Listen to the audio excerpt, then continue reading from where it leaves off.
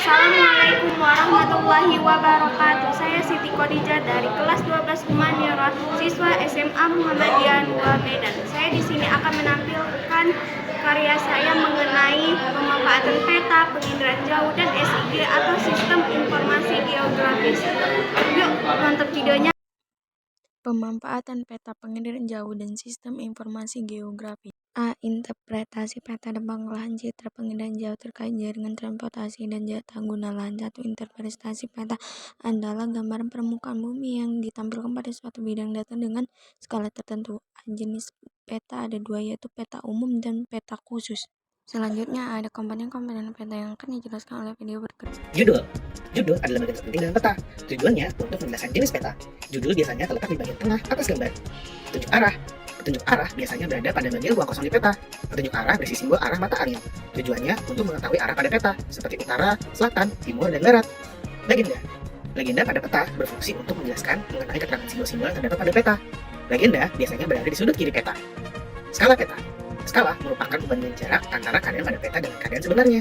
Skala dibagi menjadi 3 jenis, yaitu skala angka. Skala angka adalah skala yang menunjukkan perbandingan antara jarak pada peta dan jarak sebenarnya. Contohnya skala 1 banding 50.000.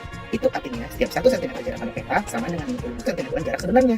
Jadi, jika jarak dua kota A dan B pada peta 20 cm dan skala pada peta adalah 1 banding 50.000, maka jarak sebenarnya antara kota A dan B adalah 20 cm dikali 50.000 sama dengan 1 juta cm sama dengan 10 km. Skala garis. Skala garis adalah skala yang ditunjukkan dengan garis lurus yang dibagi dalam beberapa ruas. Setiap ruas menunjukkan satuan panjang yang sama. Dan juga skala verbal. Skala verbal adalah skala yang ditulis dengan kata-kata atau secara verbal. Skala jenis ini sering digunakan di negara tertentu, misalnya seperti Inggris. Simbol peta berupa gambar tanda pada peta. Simbol berfungsi untuk mewakili keadaan sesungguhnya, seperti simbol kota, simbol jalan kereta api, simbol gunung, dan simbol sungai. Inset merupakan sebuah peta berukuran kecil dan lebih detail yang disisipkan pada peta utama. Fungsinya antara lain untuk menunjuk lokasi dan memperjelas suatu lokasi. Warna peta. Peta memiliki simbol-simbol warna. Tujuannya untuk menjelaskan keadaan tempat atau objek di permukaan bumi. Misalnya, warna biru untuk perairan, warna coklat untuk pegunungan, dan warna kuning untuk dataran tinggi. Garis tepi. Garis tepi adalah sebuah garis untuk membatasi ruang pada peta. Biasanya berbentuk persegi 4. Garis tepi dibuat pada peta agar gambar berada tepat di tengah-tengah dan meletakkan garis astronomi. Selanjutnya ada cara pembuatan peta secara manual.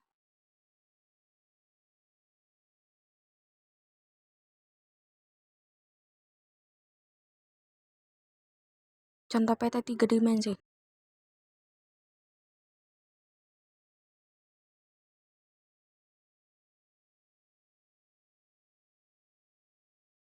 Proyeksi peta. Proyeksi peta adalah cara untuk menggambarkan bentuk permukaan bumi dari bidang lengkung ke bidang datar. Proyeksi azimutal adalah menggunakan bidang datar sebagai bidang proyeksinya. Proyeksi kerucut yaitu memindahkan garis-garis meridian dan paralel dari suatu globik ke sebuah buah kerucut. Untuk proyeksi normalnya cocok untuk memproyeksi daerah lintang daerah miring. Proyeksi silinder adalah suatu proyeksi permukaan bola bumi yang bidang proyeksi berbentuk silinder dan menyinggung bola bumi. Kevalen. Proyeksi ekuiditas. Kedua, penginderaan jauh. Penginderaan jauh adalah ilmu pengetahuan dasar untuk menganalisis permukaan bumi dan dari jarak jauh. Selanjutnya, komponen penginderaan jauh.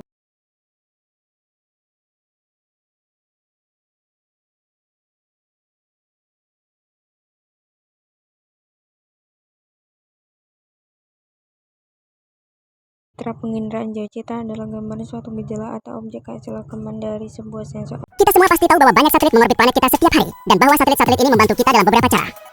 Anda mungkin terkejut mengetahui bahwa ada hampir 4.900 satelit yang mengorbit bumi. Pertanyaan paling jelas yang muncul dalam pikiran adalah, mengapa satelit-satelit ini berada di orbit yang sangat berbeda? Bagaimana satelit menjalankan semua fungsinya? Dan apa saja komponen di dalamnya yang membantu satelit-satelit ini menyelesaikan semua tugas yang diberikan? Mari kita telusuri jawaban untuk semua pertanyaan ini secara terperinci.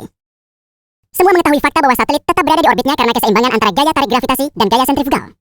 Kecepatan sudut satelit ditentukan oleh persamaan keseimbangan gaya yang menyeimbangkan gaya gravitasi dan gaya sentrifugal.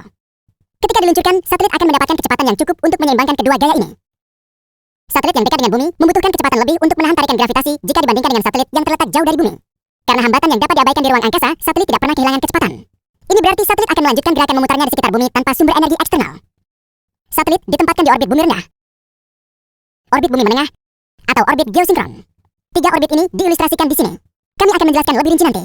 Ada wilayah menarik di luar angkasa yang disebut sabuk radiasi Van Allen, yaitu wilayah yang penuh dengan partikel bermuatan tinggi yang dapat merusak parah bagian elektronik satelit. Pada umumnya, lebih baik tidak memasang satelit di sabuk radiasi Van Allen. Keputusan orbit mana yang akan dipilih untuk penempatan satelit tergantung pada pengaplikasian dan tujuan satelit.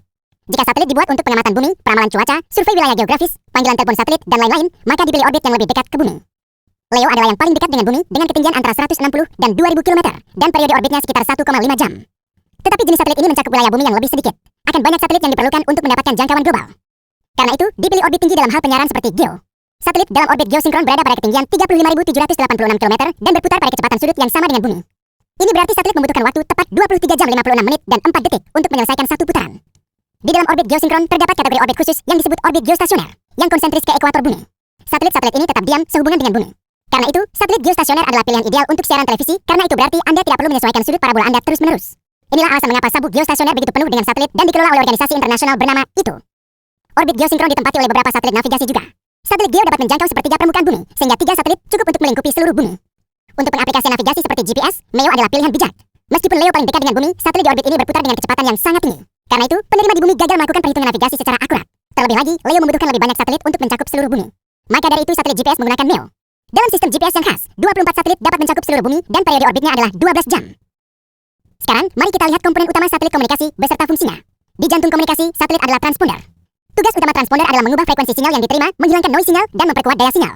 Pada satelit Ku-band, transponder mengonversi dari 14 GHz ke 12 GHz, dan satelit bisa berisi 20 atau lebih transponder. Jelas bahwa transponder membutuhkan banyak daya listrik untuk menjalankan semua fungsi ini. Untuk satu dayanya, satelit memiliki opsi baterai dan panel surya. Panel surya digunakan untuk memberikan daya ke peralatan elektronik, tetapi kemudian menggunakan baterai saat terjadi gerhana. Anda bisa melihat sensor matahari di satelit. Sensor matahari ini membantu memalingkan panel surya ke arah yang benar, sehingga dapat mengekstraksi daya maksimum matahari. Sekarang, mari kita lihat bagaimana transponder menerima sinyal input dari antena. Antena yang paling umum dipasang pada satelit adalah antena reflektor. Suatu satelit seharusnya mengikuti orbit yang dimaksudkan dengan lancar. Namun, medan gravitasi di sekitar satelit tidak sama karena distribusi massa bumi yang tidak merata dan keberadaan bumi serta matahari. Karena itu, terkadang satelit dipindahkan dari posisi orbital yang dimaksudkan. Ini adalah situasi yang berbahaya karena akan menyebabkan hilangnya sinyal. Untuk menghindari situasi seperti itu, maka satelit menggunakan thruster. Thruster ditembakkan dan menjaga satelit di posisi yang tepat. Ini juga membantu satelit untuk menghindari sampah antariksa. Bahan bakar yang dibutuhkan thruster disimpan dalam tangki di badan satelit. Posisi satelit dan kontrol thruster terus dipantau dari stasiun di bumi. Selain kontrol posisi, stasiun bumi juga memantau kesehatan dan kecepatan satelit. Ini dilakukan melalui sistem pelacakan, telemetri, dan kontrol.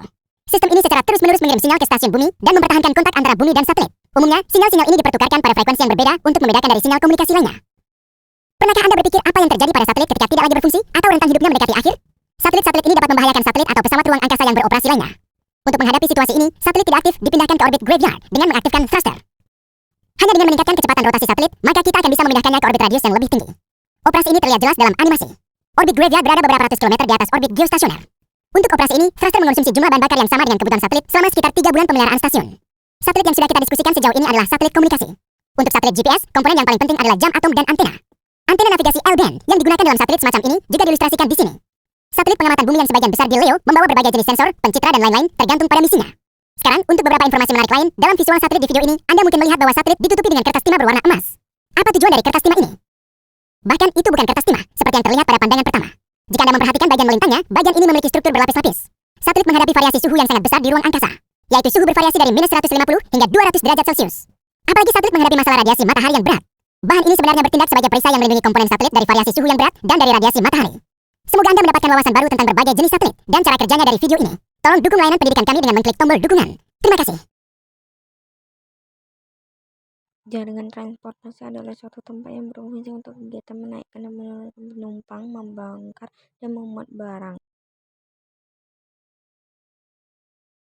Peta tata guna lahan. Pengolahan tata guna lahan merupakan suatu kegiatan yang pada dasarnya bersifat spasial karena tata guna lahan terkait daerah dengan lokasi kekayaan dan suatu geografis wilayah di mana lahan itu berada. B.